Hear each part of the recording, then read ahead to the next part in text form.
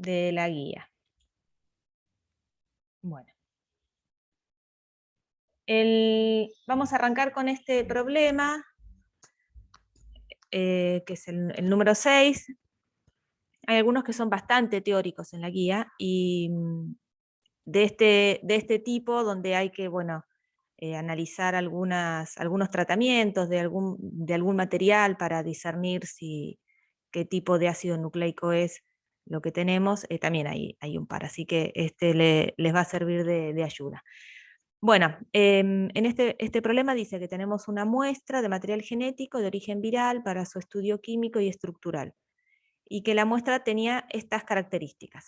Fue totalmente hidrolizada con hidróxido de sodio 0,5 milimolar, perdón, quedaron al revés las letras. El tratamiento con una endonucleasa produjo un solo fragmento de 2 por 10 a la 6 daltons.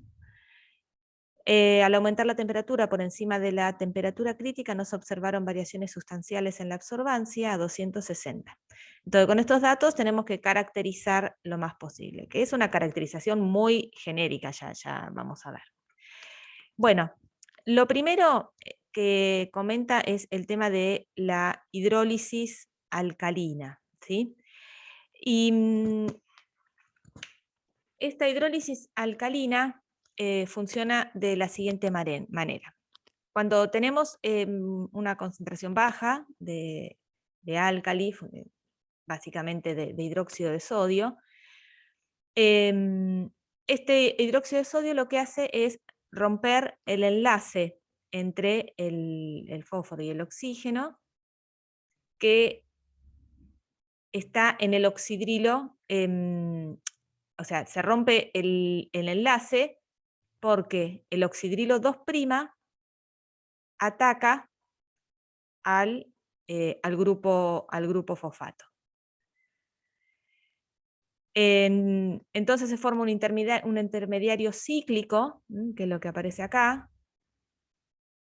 O sea, el grupo oxidrilo 2' ataca al grupo fosfato.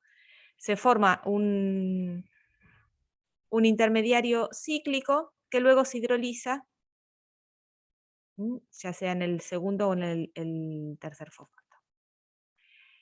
Este fenómeno, esta hidrólisis alcalina que ocurre a bajas concentraciones de álcali, ocurre solo en el RNA, dado que depende de este oxidrilo en la posición 2 para que haga el ataque al enlace fosfodiéster. Si digamos, en el caso del DNA, este oxidrilo no está presente, así que sería insensible a este tratamiento. ¿Se entiende? Entonces, ¿cómo ocurre? Sí, sí. Sí, bien, entonces, dado que la muestra fue totalmente hidrolizada en estas condiciones, vamos a sospechar de que el material genético es ARN, ¿sí? Porque esto, o sea, en cada uno de los oxidrilos 2 que están en la posición 2 pueden atacar a su correspondiente enlace fosfodiéster. El tratamiento con una endonucleasa produjo un solo fragmento. Las endonucleasas, recuerden que son, por ejemplo, las enzimas de restricción, que cortan de manera interna el ácido nucleico. Si produce un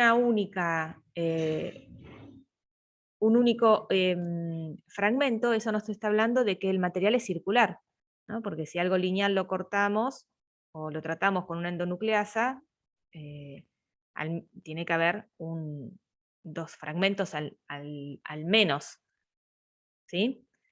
Esto también nos está diciendo que, bueno, hay un único sitio de corte para esa endonucleasa en esa molécula.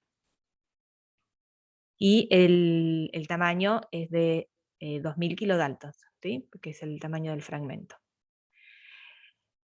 Y luego nos dice que al aumentar la temperatura nos observan variaciones sustanciales.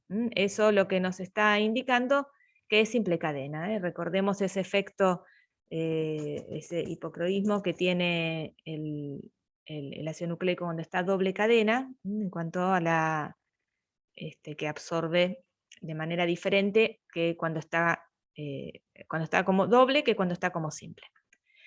Entonces, lo que podríamos decir de esto es una molécula que es ARN, que es circular, que tiene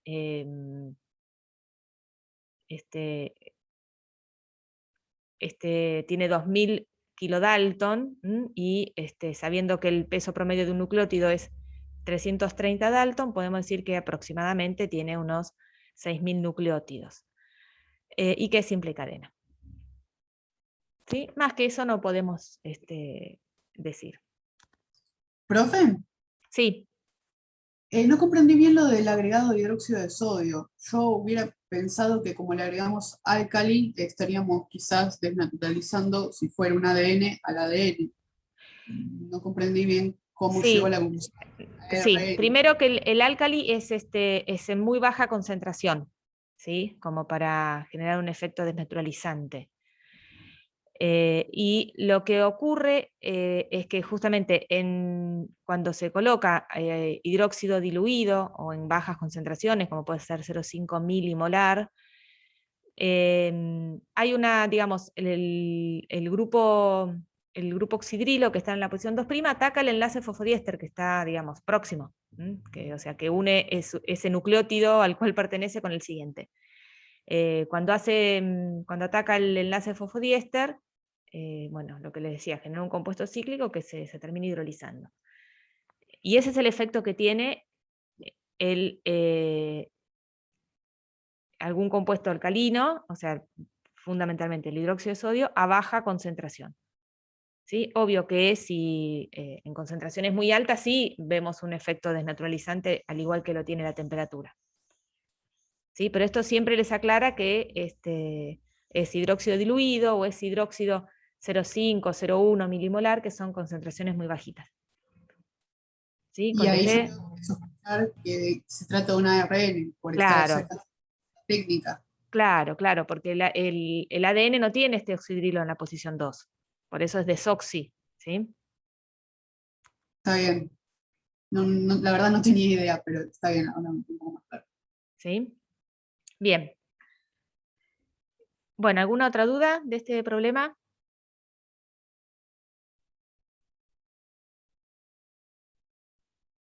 No, no, profe. No, bueno.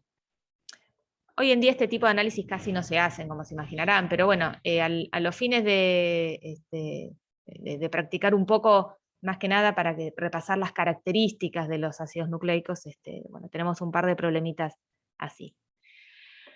Bueno, después vamos a ver el problema 10, que es de digestiones con endonucleasas de restricción, en las cuales tenemos cortes con enzimas, los fragmentos obtenidos, y tenemos que armar el mapa de restricción, o sea, ubicar en un esquema de ese fragmento lineal de ADN, ubicar dónde están ubicadas los sitios de reconocimiento de esas enzimas.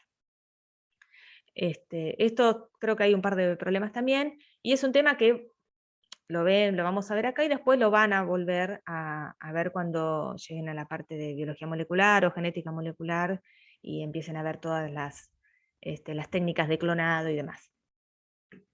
Bueno, entonces tenemos un fragmento lineal de ADN de 9 kilobases, ¿sí? O 9000 pares de base, bueno, que acá ya lo representamos con esta línea. Y se realizan cortes con 3 endonucleasas por separado y luego combinadas. Y se obtienen estos fragmentos. ¿Sí? Aclaramos que el orden de los fragmentos está de menor a mayor, ¿sí? Y eso no tiene por qué coincidir con el orden en que están en la molécula. Entonces tenemos que ubicar los sitios de corte de estas 3 enzimas, de ECO, de BAM y de HINT.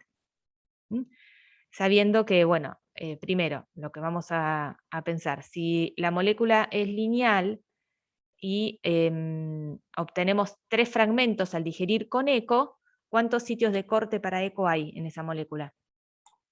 2. 2, perfecto. En BAM hay 1 y para HINT también hay 2. Entonces eso es lo primero que vemos. Bueno, y entonces ahora hay que empezar a... Esto es como armar un rompecabezas, con un jueguito más de ingenio. Tenemos que empezar a ver cuál es la disposición de estas 3 enzimas, de modo que cuando cortan de manera individual o cuando cortan combinado, obtenemos todos estos fragmentos.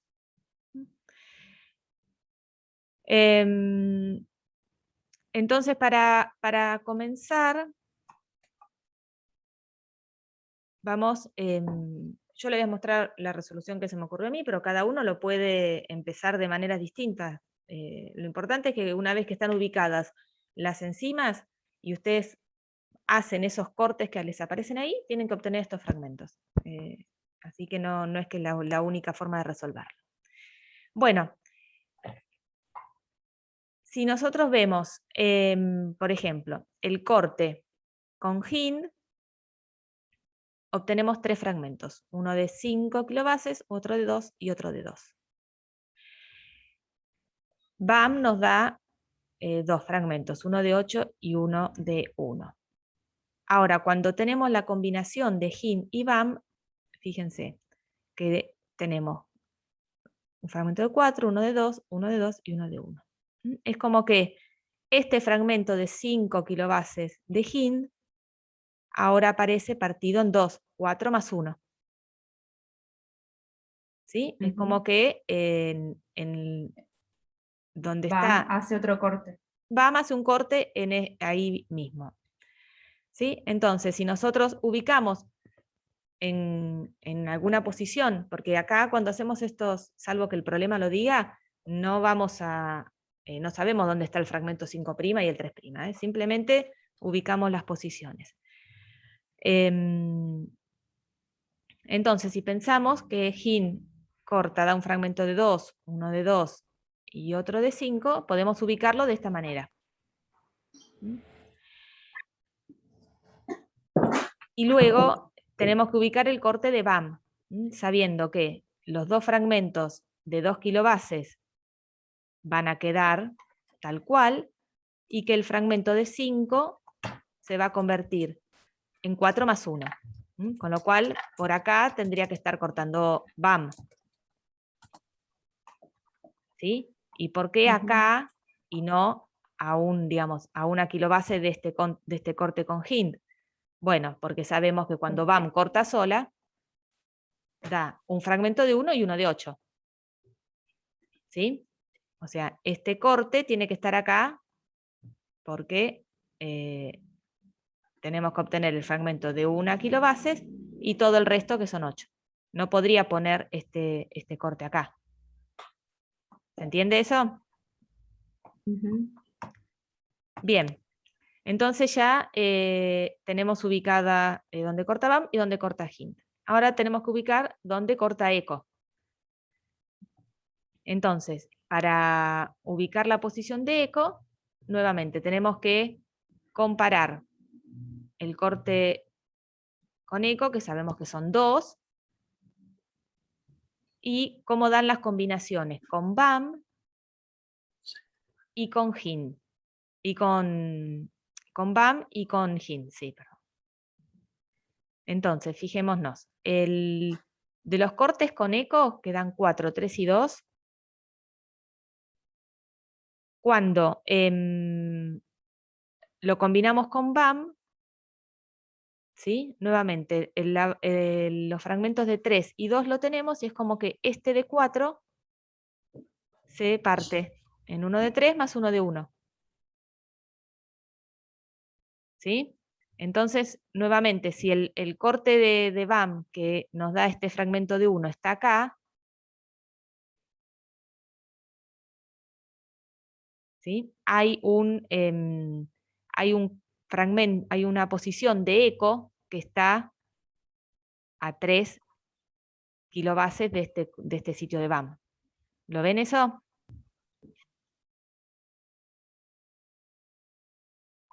¿O se perdieron? Sí, yo me perdí un poco. Bueno, Iba a hacer una pregunta. sí. ¿Tienen un orden o es indistinto el orden? El O orden sea, el es... resultado es el mismo, por lo que estoy viendo, por ejemplo, el de Eco y BAM. Si yo corto primero en 8, o sea, corta 8 y corta en 1, me queda, y después el fragmento de BAM me queda cortado en esos de 2 si le pongo Hind. Sí. Por eso digo, es indistinto el orden. De cualquier modo me va a quedar cortado de la misma manera. Vos decís si este de BAM en vez de ponerlo acá lo pones en el otro extremo. No, no, no, no. Ah. Sí, o sea, usted marcó primero Hind y después marcó el BAM. Sí, ¿Sí? Y si hubiese sido al revés, digo, marco el BAM primero y después el Hind, que de cualquier modo me queda 8 y 1. sí, sí, es lo que les digo. Yo es el orden en que Listo. El orden es indistinto. cada uno lo resuelve como se le ocurre. Listo, listo. Yo nada, lo pensé así, pero por ahí alguien dice, no, yo arranco por eco, porque se da cuenta o le cierra más arrancar por ahí. No, no hay problema. Lo que sí Listo, hay que listo. hacer es verificar después, una vez que uno ubicó todo, verificar que de esto, ¿sí? Lo que está en la tabla. Listo, Bueno, perfecto. bien. Bueno, entonces, veamos eco. Eco nos tiene que dar un fragmento de 4, uno de 3 y uno de 2. Cuando eco se combina con BAM, el fragmento de 3 y el fragmento de 2 siguen estando. Pero este de 4 queda partido en uno de 3 y un más uno de 1. ¿Sí? Este Sí. de 1 es este que está acá, es este extremo.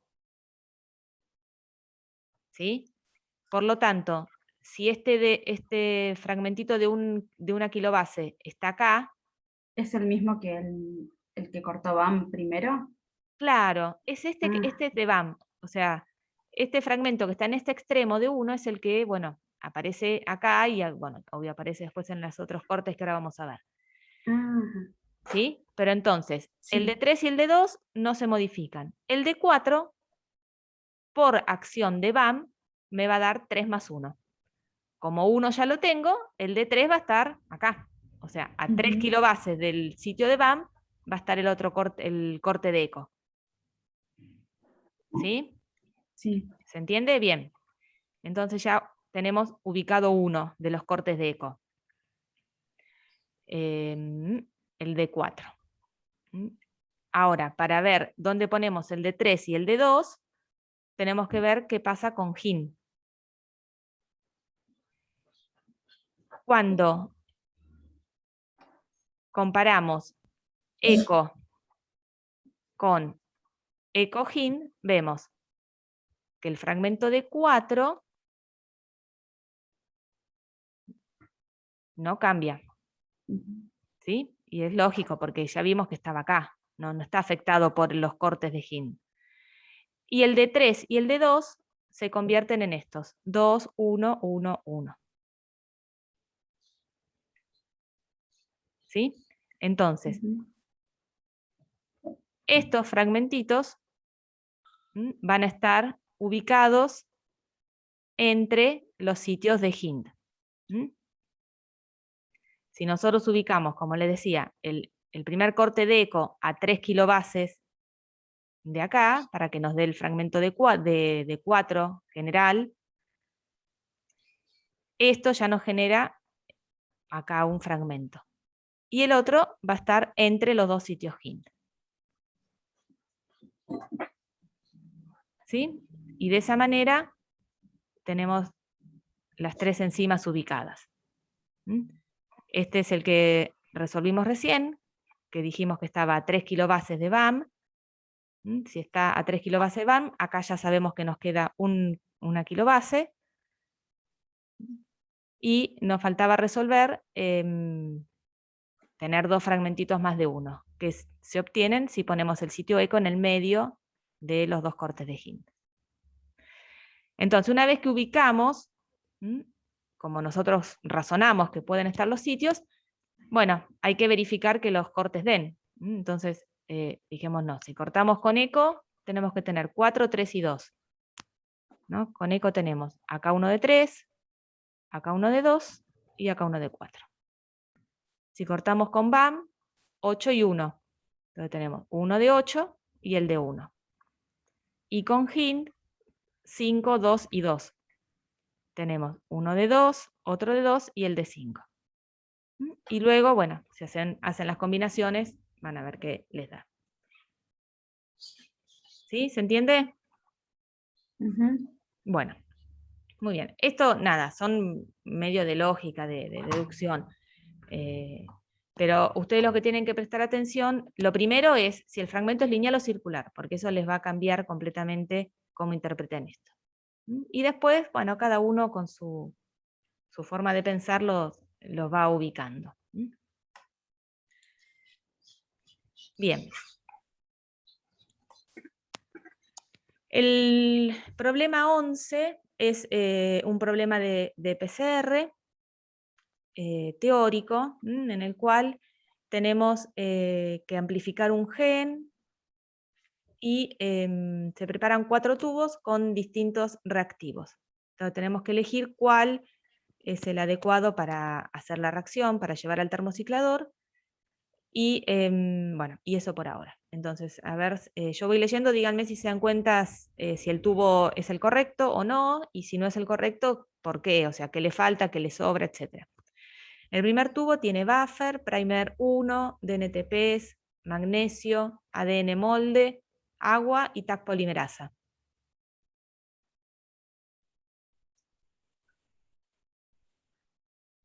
¿Está bien ese? Le estaría faltando el primer 2. Exacto, le falta el primer 2. El tubo 2 tiene buffer, primer 2, DNTPs, magnesio, agua y TAC polimerasa. Le falta el primer 1. Le falta el primer 1 y le falta el ADN molde, El ADN molde.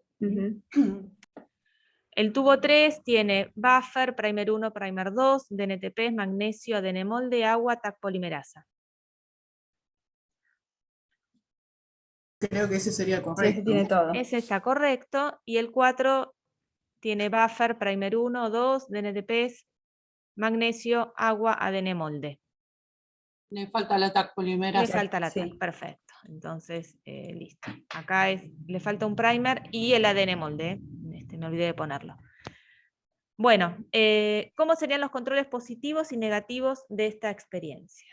A ver, en un ensayo de PCR, vamos por el más fácil, que es el negativo. ¿Qué ponemos de control negativo?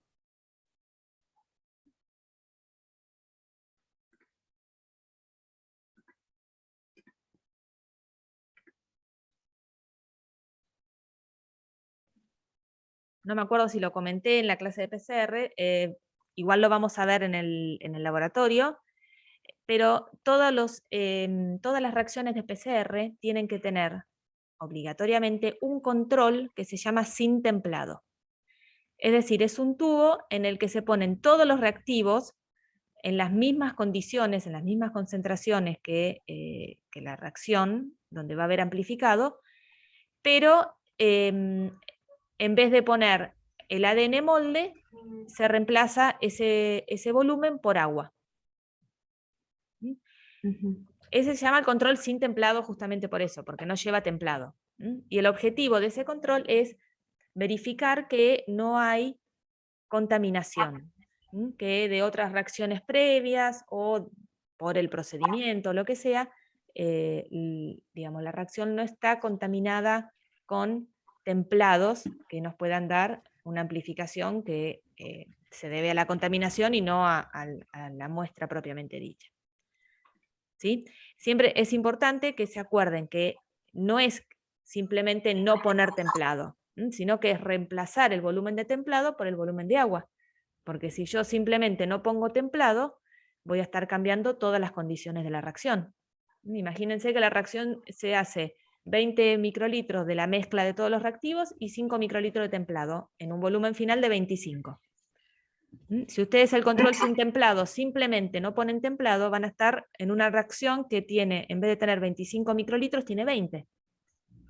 Por lo tanto, todas las concentraciones de primer, de DNTP, de magnesio, van a estar cambiadas. ¿Sí? ¿Se entiende eso? ¿Y esos son los controles positivos y negativos, ambos? No, estoy hablando solo del control negativo. Ah, Pero bien. que el control negativo no es simplemente no ponerle el templado, sino que hay que reemplazar el volumen de templado que se usa por el mismo volumen de agua. Porque si no, cambian las concentraciones de los reactivos y no sería un control real. Si yo en el control negativo pongo cosas en distinta concentración, no es un control verdadero. ¿Se entiende eso que estoy explicando o no? Sí, sí. Bien. Bueno, y el control positivo es el control positivo de cualquier técnica. Tiene que ser una muestra, un plásmido, una molécula de templado, etcétera, que ya fue verificada por otra técnica o por otra PCR o de algún modo que sabemos que va a dar, o sea, que va a dar el amplificado deseado. ¿Sí? Sí. Bien. Profe, Sí. en el apunte yo creía que esto quizás podría ser un control. Habla acerca de los usos de los DNTPs con uracilo. ¿Eso es un control también? No, el UDG es un reactivo, o sea, es un nucleótido, es todo un sistema en realidad que se agrega en las PCR para minimizar o evitar la contaminación que se llama por carryover. Carryover significa que vos realizás hoy una reacción de PCR, sin querer podés contaminar los reactivos, o el buffer, o la enzima, o el agua que estás usando, o las pipetas, o lo que sea, con tus amplificados, o con tu templado. Entonces, cuando largás la siguiente reacción de PCR, previo a que comience, se hace el tratamiento con la enzima que degrada los nucleótidos U. Y esos nucleótidos U van a estar presentes únicamente en los productos de amplificación y no en el templado que estás usando en la PCR, cuando estás poniendo la segunda PCR, digamos. Entonces, se hace con ese objetivo, para ese carryover, esa contaminación que traes de una reacción de PCR previa, antes de comenzar una nueva, la elimines. Está bien, ¿Sí? sí. Bien, después tenemos, ¿en qué consiste cada paso del ciclo de PCR? Eso es teórico, lo tienen que repasar. Una vez concluida la reacción, se analiza el producto mediante un gel de agarosa. Se utilizan los siguientes marcadores de peso molecular, de 50, 100, 200, 400, 600, 900 y 1600 pares de bases. Bueno, y tenemos que dibujar la foto del gel. Recordemos que el amplificado tiene 450 pares de bases. Entonces, si nosotros corremos en el gel el producto de amplificación del tubo 3, que es el que elegimos, esperamos ver aproximadamente por arriba de los 400 pares de bases y por debajo de los 600, una banda de amplificación. ¿Sí? Recordemos que los geles de agarosa, el ADN, los fragmentos de ADN se van a desplazar hacia el polo positivo, el ADN tiene carga negativa naturalmente, así que no tenemos que hacerle nada. Y una vez que se realiza la corrida electroforética, se hace la tinción del gel con un intercalante. El gel se puede teñir luego de realizada la corrida, o sea, uno corre y después sumerge ese gel en buffer de corrida con el intercalante, o puede preparar el gel ya con el intercalante dentro, que es lo que generalmente se hace, ¿no? Entonces, cuando termina la corrida, simplemente se mira a luz ultravioleta para ver las bandas. Bien, ¿alguna duda de esto? No, profe. Bien. Bueno, y el último problemita que vamos a ver es, aborda un poco las últimas técnicas que vimos, que son las de blotting. Entonces, tenemos un gen eucariota. Recuerdan que tenemos en un gen eucariota tenemos exones e intrones que están entre los exones, que esto está, digamos, en el ADN genómica, está dispuesto de esta manera. Cuando esto se transcribe y el mensajero madura, los exones se empalman, y de modo que digamos, toda la secuencia codificante queda unida para que ese mensajero sea traducido. Entonces, extraemos el ARN de machos y hembras, y se realizan unos ensayos de Norden. Se dispone de el fragmento ECO-HIND de 3.850 pares de bases, o sea, el fragmento completo desde acá, desde esta primer ECO hasta esta última HIND. Y a partir de ese fragmento se generan sondas por cortes con enzima de restricción. Asumiendo que el DNA es el mismo en ambos sexos, hay que explicar las diferencias que se ven en los mensajeros entre machos y hembras. Acá en la tabla tenemos cómo se componen las sondas, que es lo que acá dibujé. La sonda A se corresponde al fragmento ECO-HIND de 1000 nucleótidos, bueno, la B, la C y la D. Es decir, ¿cómo se armaron estas sondas? Todo este fragmento está dentro de un plásmido, dentro de un vector. Entonces, se hacen cortes con enzima de restricción, se obtienen estos fragmentos, se purifican y se marcan. Y así quedan compuestas cada una de estas sondas.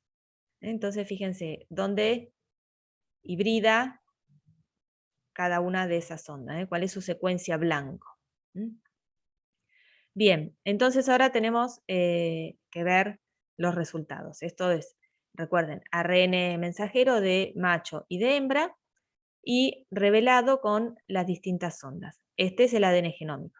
Recordemos que en el mensajero los exones se tienen que empalmar.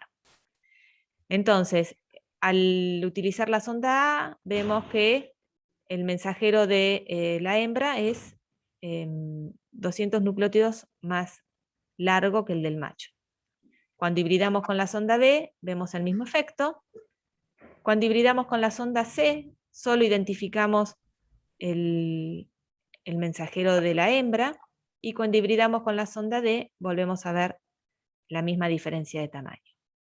Entonces, tenemos que pensar qué conclusión podemos sacar con respecto a los mensajeros para este gen en machos y en hembras.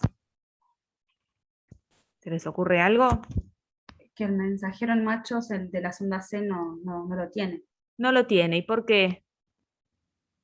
O sea, la sonda, cuando nosotros vemos esto, tenemos que pensar que el hecho de que nosotros no veamos un fragmento o un mensajero, no significa que no esté. Lo que significa es que la sonda que estamos usando no lo detecta, o sea que lo que no está es la secuencia blanco de la sonda. ¿Sí? Uh-huh.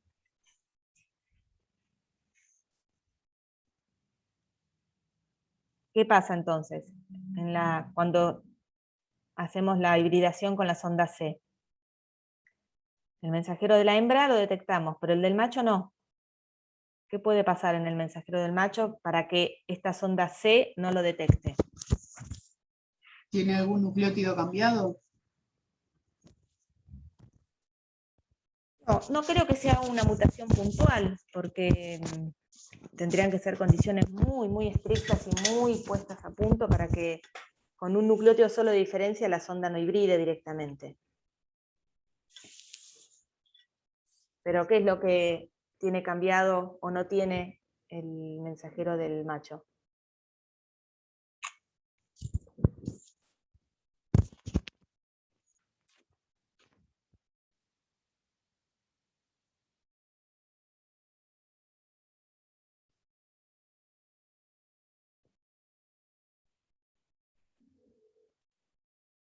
¿Se acuerdan cómo se producen los mensajeros en eucariotas?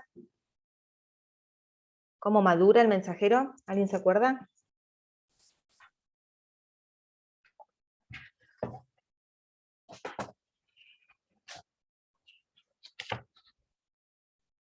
¿Qué pasa con estos exones? ¿Los ribosomas? No, una vez que está el ARN mensajero se sintetizó. Sí.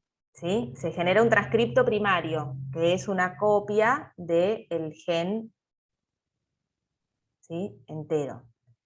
Ahora, cuando ese transcripto primario madura para dar el mensajero maduro, ¿qué sucede con los exones?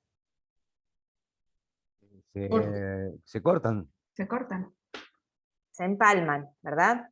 Se eliminan los intrones y los exones se empalman, porque los exones son los que tienen la secuencia codificante. Esto tiene que unirse para que después toda esa secuencia nos pueda dar la proteína que está codificada por ese gen. Ujú. ¿Sí? Y ¿se acuerdan que hay un fenómeno que se llama splicing alternativo? Sí, ya me acuerdo. El ¿Sí? splicing. El splicing, ¿qué significa? Que, digamos, el splicing es, bueno, es el fenómeno por el cual estos exones se van a empalmar. Pero a veces ocurre que ese empalme excluye alguno de los exones. ¿Sí? Por eso se llama splicing alternativo. Entonces, si nosotros no estamos viendo el mensajero en el macho cuando hibrida, digamos, cuando lo buscamos con la sonda C, puede deberse a que este exón no está presente en el macho. ¿Sí? Y que entonces el mensajero del macho, el mensajero maduro, está compuesto por el exón 1 más el exón 3, y que el mensajero de la hembra, en cambio, está compuesto por el exón 1 más el exón 2 más el exón 3. ¿Sí? Porque ocurre un splicing alternativo. ¿Sí? Si eso es así, entonces el exón 2, que justamente tiene 200 nucleótidos, es lo que nos da esa diferencia con el resto de las sondas, porque las demás sondas hibridan o en el exón 1 o en el exón 3. Entonces, independientemente de que el exón 2 esté o no, las sondas reconocen los otros. Por eso siempre se ven en el macho y en la hembra, con esta diferencia de 200 nucleótidos. ¿Por qué? Porque en realidad el exón 2 no está. Pero eso solo lo evidenciamos cuando hacemos la reacción con la sonda C, que reconoce el exón 2. Entonces, en la hembra la detectamos, o sea, en la hembra detectamos el mensajero, pero en el macho no, porque no tenemos, su mensajero es el exón 1 más el exón 3. Si ponemos la sonda C no tenemos de dónde agarrarlo, dónde verlo. ¿Se entiende? Ujú. Sí, Bien. ahora sí. Bueno, este tipo de razonamientos son los que hay que hacer en estos problemas de blotting, ¿sí? Siempre recordando que en un Southern nosotros vemos ADN, que puede ser ADN genómico, por ejemplo, si esto lo digerimos y se corre y luego se revela. En un Northern estamos viendo ARN, y en un Western, que ya vamos a ver hoy, estamos viendo proteínas. Entonces es muy frecuente que cuando se analiza la expresión de algún gen, se hagan estos tres ensayos, ¿no? Uno ve si el gen está presente en un SADA, después analiza la expresión a su primer nivel, que es la producción de mensajeros, y luego la generación de la proteína codificada por ese gen. ¿Sí? Bueno, y acá está la explicación de lo que vimos recién. Bueno, y les dejo algunas cositas que les van a servir para los problemas, ¿sí? Los pesos promedios, cómo cortan las exonucleasas y las RNasas H y A que, bueno, cortan de manera diferencial. Muy bien. Eso en cuanto a los problemas, con esto ya pueden resolver la guía. Obvio que vamos a seguir analizándolos a medida que los vayan resolviendo. Hay varios que son teóricos, así que eso los van a poder resolver sin problema. Pero bueno, igual que hicimos con las otras guías, todos los días nos vamos a dar unos minutitos para resolver o sacar dudas que tengan. ¿Sí? Bueno, voy a Sí, perfecto. ya